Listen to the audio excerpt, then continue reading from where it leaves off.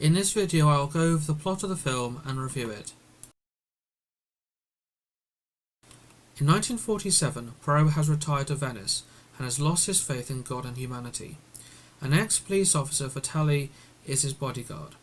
An old friend, mystery writer Ariadne Oliver, persuades Poirot to attend a Halloween party and séance at the palazzo of opera singer Rowena Drake.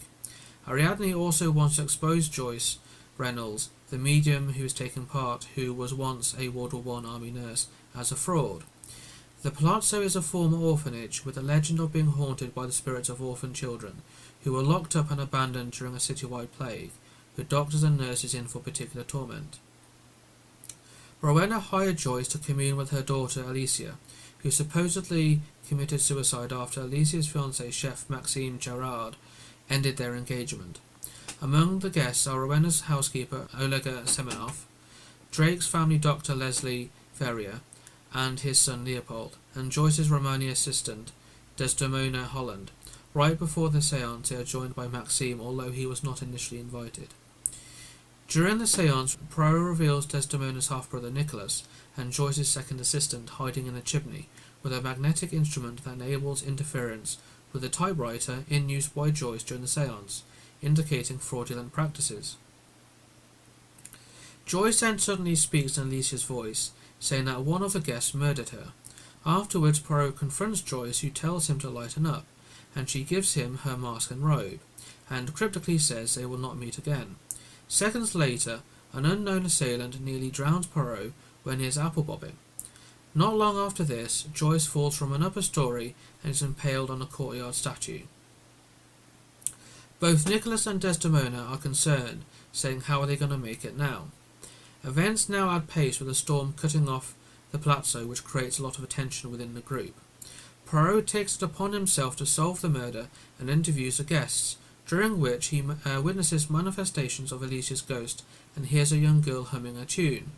The investigation yields perplexing results. Leslie is severely traumatized by his experiences at Bergen-Belsen concentration camp and is in love with Rowena. Maxime ended his and Alicia's engagement because Rowena disapproved of him and Alicia was obsessed with keeping her mother happy. Nicholas and Desdemona have been stealing from Joyce, trying to get enough money to travel to St. Louis in Missouri after they became enamored with that city after seeing half of the film Meet Me in St. Louis at a displaced persons camp.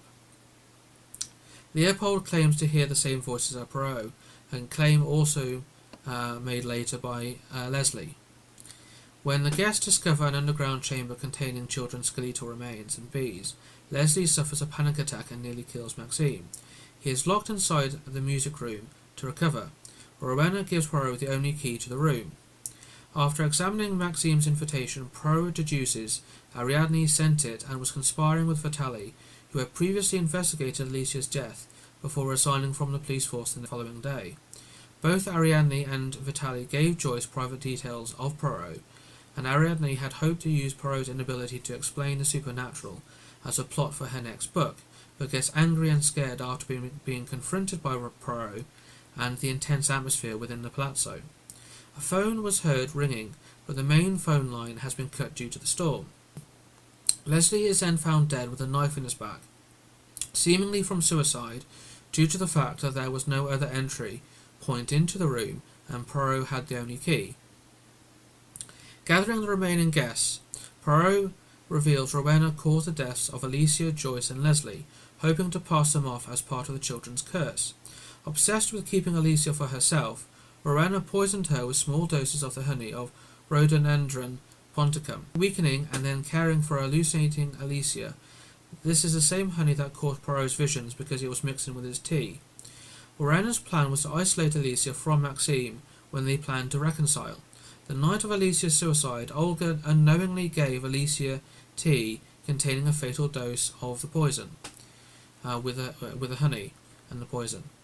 Rowena, fearful of exposure, staged everything. When blackmailing threats arrived, Rowena suspected either Joyce or Leslie.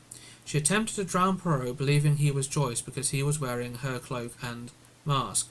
Realizing her mistake, she then pushed Joyce to her death.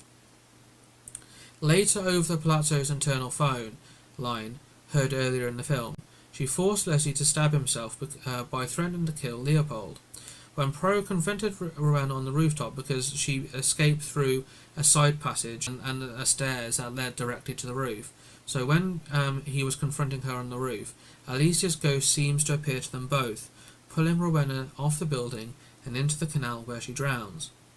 At dawn, the storm having passed, Poirot parts ways with Ariadne and chooses not to report Vitaly's fraud. Poirot also confronts young Leopold, the true blackmailer who needed to support himself and his father. Leopold had identified the poisoning signs that his physician father had missed, and realised from Rowena's first starring role in the opera, whose lead character is the King of Poisons. Poirot suggests Leopold and Olga clear their consciences by financially helping the Hollands begin a new life in St. Louis. His faith mostly restored, Poirot returns home to accept new cases, and then the film ends. The film had a high level of suspense and pace which are maintained throughout the film, and it came across more of a horror film rather than a whodunit.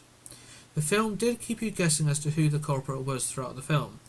The film is very loosely based on Agatha Christie's Halloween Party, and is quite different from the book, and the film bears only a passing resemblance to that book, being set in Venice, not in England being a primary example.